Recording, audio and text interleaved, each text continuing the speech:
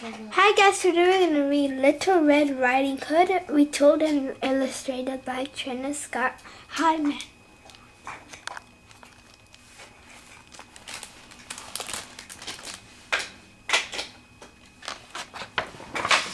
Little Red Riding Hood. Little Red Riding Hood by the Brothers Grimm, retold and illustrated by Trina, Schart, Hyman.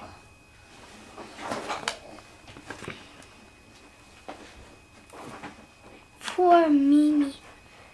Once upon a time, there was a little girl named Elizabeth who lived with her mother in a house. On the edge of the village, she was loved by all who knew her, but she was especially dear to her grandmother, who loved her more than anything in the world. One day, the grandmother sewed a red velvet cloak with a hood and gave it to Elizabeth for her birthday. It looked so pretty, and she liked it so much she would never wear anything else. And therefore, everyone called her Little Red Riding Hood.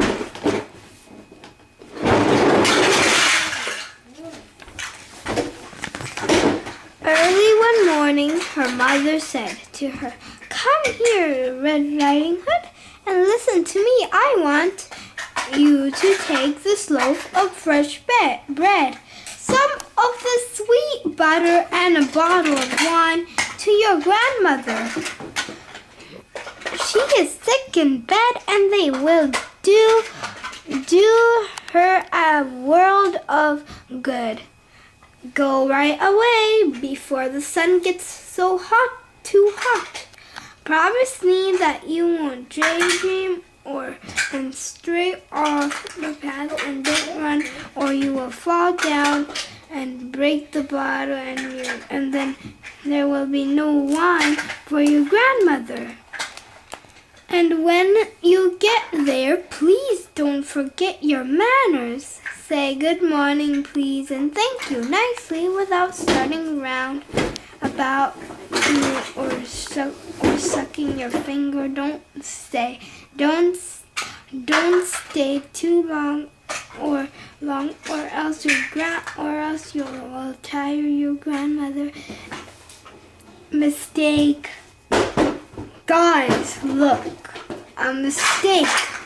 What that mistake is, you're not supposed to have and after a sentence. Why does every author do that? Once I read a book that was all ready and it had a mistake too. What's wrong? Okay, never mind. This is a mistake. There's no and. There's not supposed to be any and. And when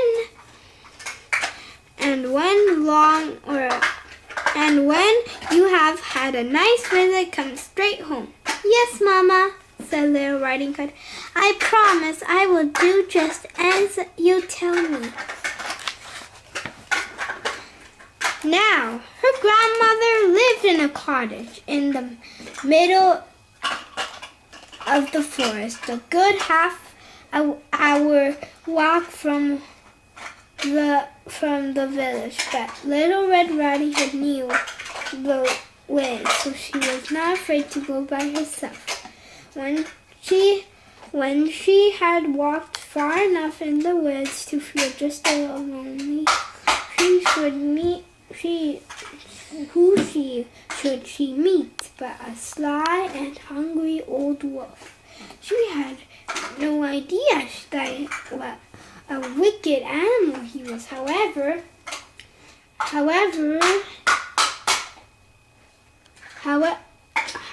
hungry and just a bit lonely. Who should she meet but a sly and hungry old wolf? She had no idea what a wicked animal he was. However, so she was not at all frightened of her. Good morning, Red Riding Hood. Red Riding Hood, he said. Good morning, Wolf, she answered politely. Where are you off to so early in the day, my dear?" he asked.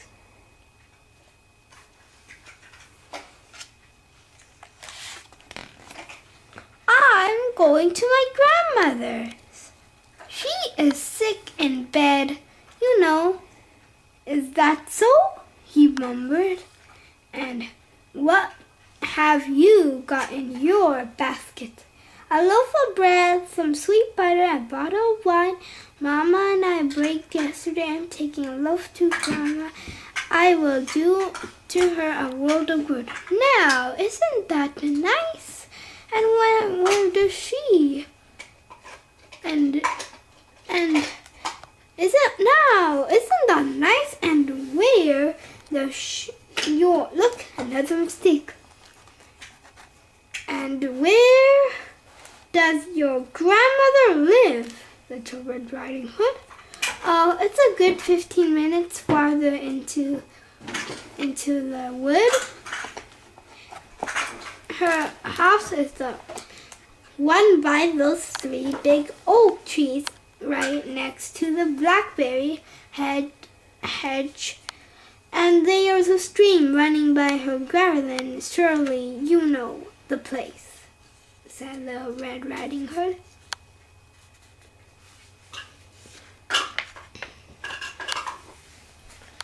The wolf thought to herself, "Aha! This tender little creature will be a plump morsel, a good dessert after the old moon, and I must be clever about this so that I can make a good meal out of 2 of them." He walked along with Little Red Riding Hood for a while, making polite conversations. Then he said, "Just look at the beautiful wild flowers, Red Riding Hood. They are a sight, even for my tired old eyes. For goodness sake, why don't you relax a bit? Look at the world and see how lovely it is. Why, I don't believe you even hear the birds singing or enjoy the sunshine. You are just as solemn and well behaved as if you were going to school. Everything else in the gay is so gay and happy out there in the forest."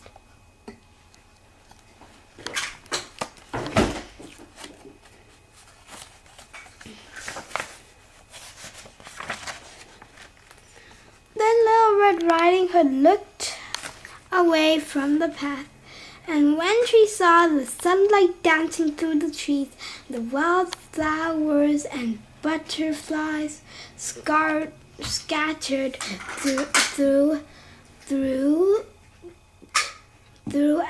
the ferns, she thought, "I'm sure that Grandmother would feel happier if I took her a bunch of these flowers.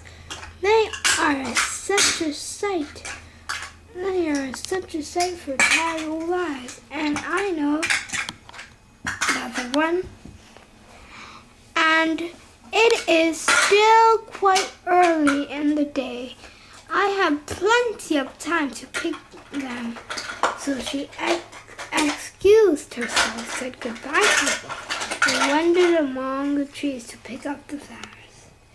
Even pretty one farther away, he left the path and went deeper and deeper into the forest. Meanwhile, the wicked wolf went straight to the grandmother's cottage and knocked softly at the door. "I wonder what's going to happen." "Who's there?"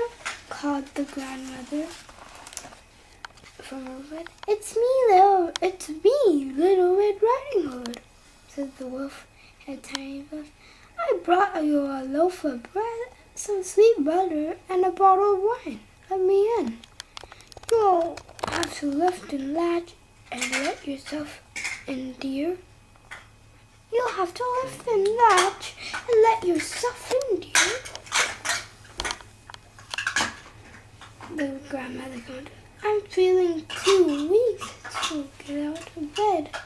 So the wolf looked in and latched and opened the door, ran straight on to the bed without saying a good morning. He ate the poor old grandmother in one gulp.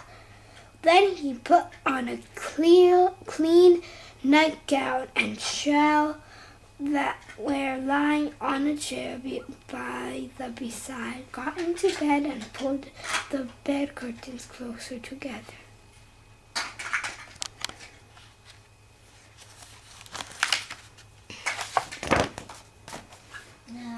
In meantime, Little Red Riding Hood wandered here and there picking flowers until she had an armful. She could barely hold them all. Then she suddenly remembered her grandmother, her promise, and she made to her mother, so she found a way to go back. Walked straight to the gardens, and when she got there, she was amazed to find the door open. She tiptoed in. She found quite frightened, but she didn't know why. What's wrong? She thought. I always like going to it. Why should I feel so afraid? Can it be because she was sick? No, it's because the door is open, probably. Good morning, Grandmother, she called out, but there was no answer. Then she quietly into the bedroom and pulled the bed curtain. Let her grandmother draw her shawl down over her face, and she looked very odd. Red Riding Hood couldn't help but stare. Grandmother, what big hairy ears you have grown, she said. The better to hear you with, my dear.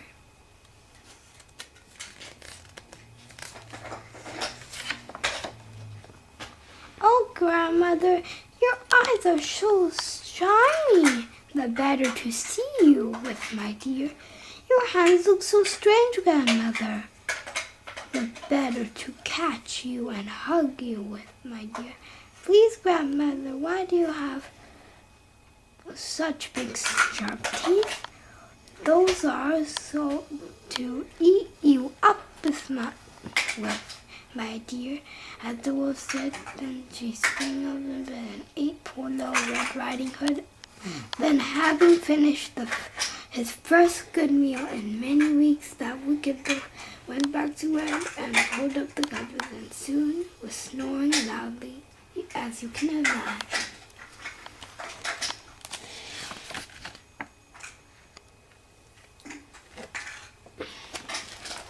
Not long after that, a huntsman from the village happened to passing by the grandmother's cottage. By Jiminy, he thought the old lady is snoring too loudly. Maybe I should stop in and see if she's with her. So she went right in the house bed where he saw the wolf fast asleep in the grandmother's nightgown, and saw with a fat stomach full of bursting.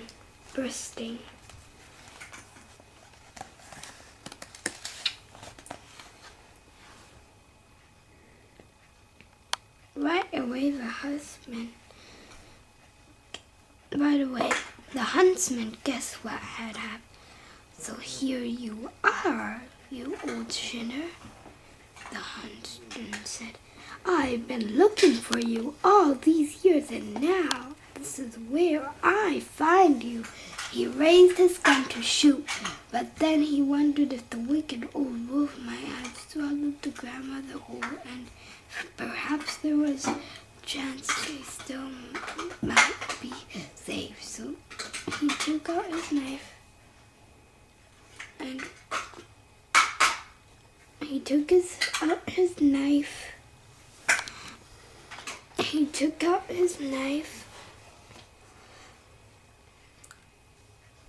So he took out his knife and quickly killed the wolf while he lay sleeping. Then he carefully cut open his stomach.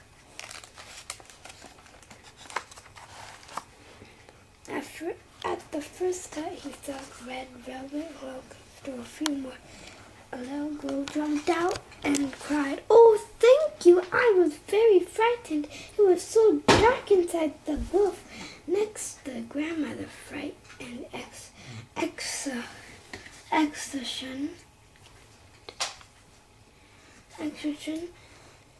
They thanked the huntsman with all their hearts, and they were so glad to see both alive and well that he hugged Little Red Riding Hood and shook the grandmother's hand over and over again.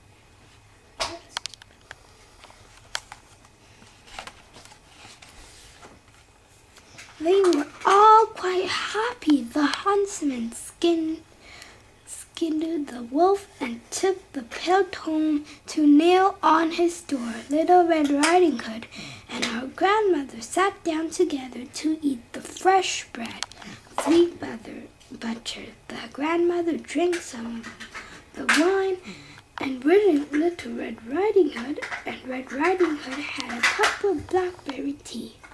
After a while, the grandmother felt quite strong and healthy, began to clean up the mess that the wolf left in the cottage.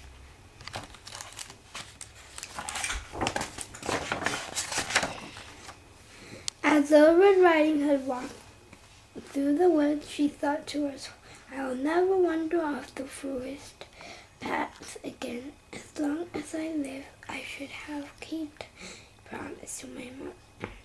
She was comforted, though, that she had at least reminded her manners and always said good morning, please, and thank you.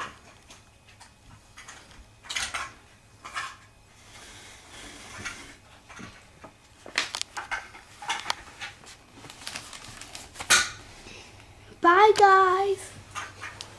See you next time. Bye. Whoa. A hand bifurcation scene.